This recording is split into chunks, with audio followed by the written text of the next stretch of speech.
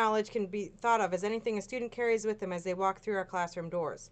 Most of the time, this learning will have been beneficial for future learning, but occasionally we'll come across faulty prior knowledge that can actually inhibit learning.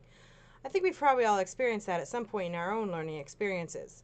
We thought we knew something as a fact, but we're actually a little mixed up about it, and it confuses future learning until we go back to recheck that fact.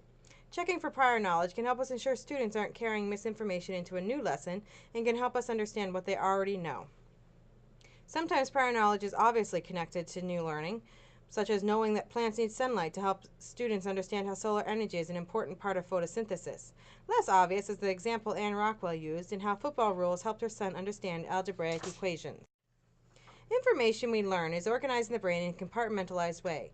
Neural pathways lead to the location of a specific piece of information, hopefully creating an interconnected web of learning. If learning is isolated, such as in traditional lecture and exam situations, the neural pathways are less connected than authentic learning experiences, and the information is harder to access. As you can see in the top map of Homer's Spit in Homer, Alaska, there's only one road in and one road out. If a student's brain is arranged this way, they'll have to have one specific trigger to recall that piece of information, which decreases the likelihood of actually recalling that piece of information.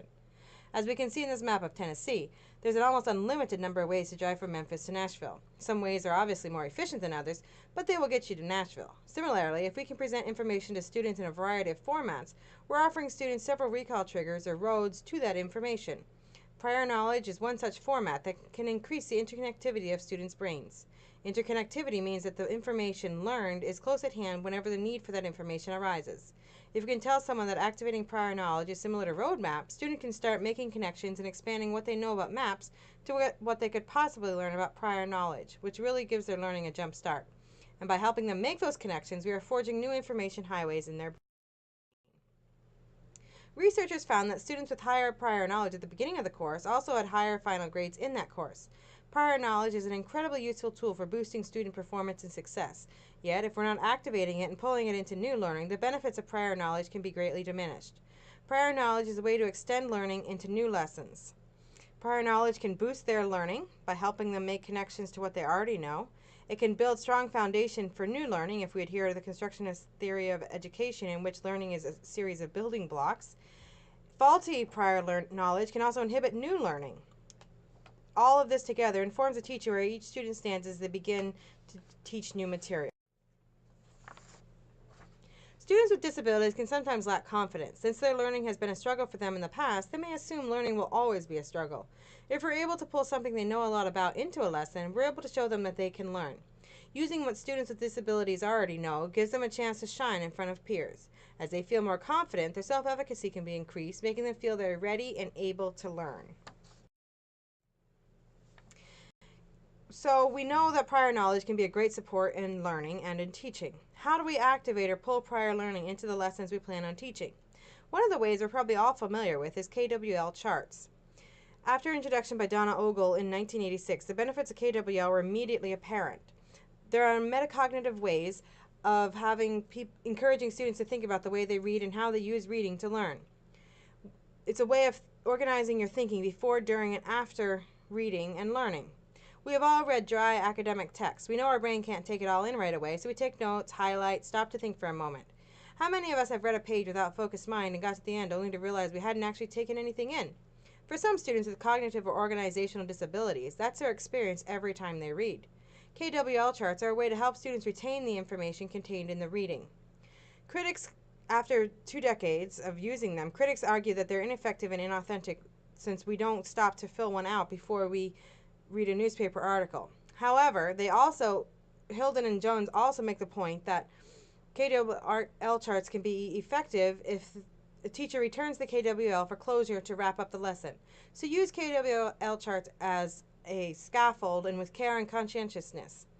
Some of the different versions of KWL that may be more useful to you are KWEL charts, LINK charts, KWHLAQ charts, and KWHHL charts. Those are all really great graphic organizers if you ever feel the need for using one. Another way to activate prior knowledge is through brainstorming. This can be as simple as making a list of everything we know about a topic before learning more about it. It can also be a cooperative class-wide activity to pull everyone together into the new learning. I think that we can all think of a handful of different brainstorming methods that we have either participated in or used in our classes. Through my reading, two different brainstorming techniques that sounded like fun were the class web brainstorming, similar to concept maps, where the main subject goes in the middle of the board and students write related concepts on post-it notes to show relationships and connections, and the ABC brainstorming, similar to the as students come up with a word related to the topic that starts each letter with each letter of the alphabet. Another way to activate prior knowledge, and the one I'm going to focus on in this presentation, is by comparing that new material to something students already know and understand. By connecting the two possibly unrelated things, we are offering them a recall trigger in their minds. Okay, we are going to learn about the scientific method today. Does anyone know anything about the scientific method? Yes, it is important to science. The thing is, scientific process is the way for scientists to check, double check, and retest an idea. It's like creating a first draft, a second draft, editing, and then creating a final paper. In science, if you do not have enough evidence to support your great ideas, no one takes you seriously. Because if you don't follow the scientific method, you're kind of just guessing it'll all work out. Scientists are not big on guessing. Guessing wastes time, money, and resources. So here is a scientific method in all its glory. First, a scientist asks a question and makes an observation. She then does a little background research to find if her idea is worth pursuing. She constructs a hypothesis, tests the hypothesis by doing an experiment, analyzes the data, and draws the conclusions.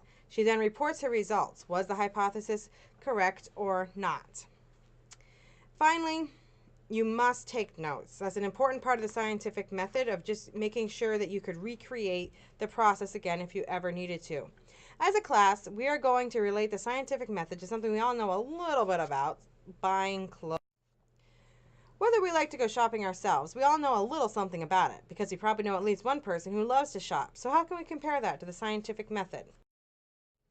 The first part of the scientific method is observation or question formation. Now, I'm going to do this one to get you in the swing of things. This part of the clothes shopping process is seeing a style you really like in a magazine, on a show, on a friend, on your favorite YouTuber, anywhere, and you wonder, would that look good on me? Should I buy one? And there you have your question. You have observed something and asked your question. What do we do next? Do we spend our hard-earned money on this sweatshirt, or is there some work to do before you get there?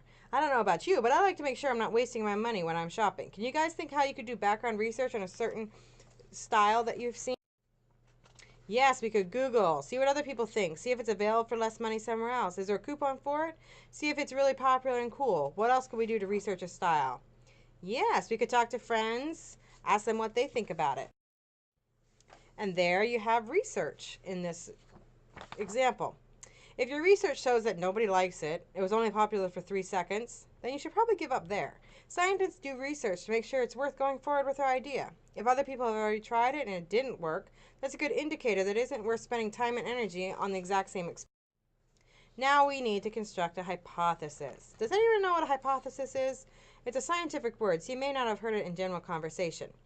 A hypothesis is the best possible explanation for your question based on your limited knowledge. So, you made an observation, you asked the question. You did a little research on the topic. What now? For the hypothesis, we have to look back to our question. What are we trying to answer? The question we have is, would it look good on me? Should I buy it? So how can you create an explanation for that question? You're on the right track. The hypothesis is also part of the action. What should you do next? You got it. You decide, I think that sweatshirt would look good on me. I think I'm going to buy it. So, we have 3 steps of our scientific methods completed. Next, we'll be testing our hypothesis. How could we test, I think that sweatshirt will look good on me?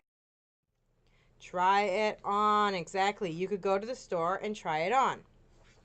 So now we've tested our hypothesis. The sweatshirt is on you. What do you do next? Look at yourself in the mirror. Does it look good on you? Ask friends that are with you if they like it. Text a picture to a friend who isn't there and ask if they like it. Get all their feedback. Maybe you're a little unsure, but everyone else loves it. Maybe one friend likes it and the other one doesn't. You think all these things through and make a decision. Will I buy it or not? Now we're on the last stage, the report your results. In this situation, how would you report your experiment? Would you write up a paper on it and publish it in the local news site? How would you let people know what you decide about buying the sweatshirt or not? That's right, you can wear it. Let people see you bought it. Take a picture of it and post it online. And by golly, your hypothesis was correct because you rocked that sweatshirt like nobody's business. You guys did a great job working through these steps with me. One last thing. In scientific experiments, scientists always take a lot of notes. How would that work in this scenario? Could you do to remember what you thought, etc.? That's right, selfies, Pinterest, text. Those are all note taking in this scenario. So many of you are already doing the scientific method in your everyday life and didn't even know. At this point, students should have begun to see the connections between the familiar, clothes shopping, and the unfamiliar, scientific method. By using something students can understand, because we all know someone who's crazy about clothes shopping, we make the new, familiar concept relatable to them. Once those connections are made, you can have students demonstrate their knowledge through applying the scientific method to car shopping, making a cake, or other things that they do every day. Later on in the year, as you are building a scientific knowledge, you can refer back to this to prompt students to remember the various steps later in the year. Just saying, think about clothes shopping could be enough of a trigger recall to help them remember the different steps of the scientific method. This won't work for all students with disability. If you're needing to teach a specific student with exceptional needs, I would try to find something that they're interested in, trains, horses, space, etc., and specifically create a connection between something they know and love and the unfamiliar concept. Prior knowledge is a useful and powerful tool that is often underutilized in today's schools. Prior knowledge can encourage students to extend the learning they've already done to learning that they will be doing in the future. It can increase a student's metacognitive skills by thinking about the learning that they're doing. For students who struggle with recall, discussing prior knowledge can help them increase their ability to utilize learned information. Thanks for watching my presentation.